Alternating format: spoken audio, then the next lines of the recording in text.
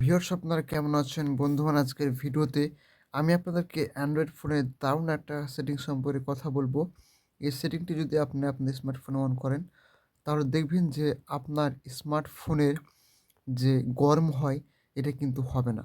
অনেক সময় কি হয় যে আমাদের ফোনটা প্রচুর পরিমাণে গরম হয়ে যায়। এর জন্য আমরা সঠিকভাবে ফোনটা ব্যবহার করতে পারি না। তো চলুন আজকে এই ভিডিওতে সেই সেটিংসটা দেখিয়ে দিই। তো এর জন্য আপনারা ফোনের সেটিংসে আসবেন। সেটিংসে এসে এখানে দেখবেন একটা অপশান পেয়ে যাবেন। ডিসপ্লেতে বলে একটা অপশান পেয়ে যাবেন ডিসপ্লে। তো ডিসপ্লে অপশান ট্যাপ করবেন। ট্যাপ করার পর দেখতে পাবেন যে উপরে আপনার ৩-৪ টে সেটিংস থাকবে যে এখানে দেখুন লাইট অ্যান্ড ডার্ক এই দুটো অপশান রয়েছে। কিন্তু লাইট মোড অপশানটাই চালু করে কিন্তু ফোনটা ব্যবহার করে। এতে কি হয় লাইটটা কিন্তু রিফ্লেকশনটা বেশি হয় এবং চার্জটা তাড়াতাড়ি শেষ হয়ে যায়। এর জন্যই কিন্তু ফোনটা হিটিং ইস্যু দেখা যায়। তো আপনারা কী করবেন ডার্ক মোড অপশানটি ট্যাপ করে এটাকে ডার্ক মোড করে নেবেন। এরপর কী করবেন যে এখানে দেখুন এই লেখা রয়েছে ব্রাইটনেস।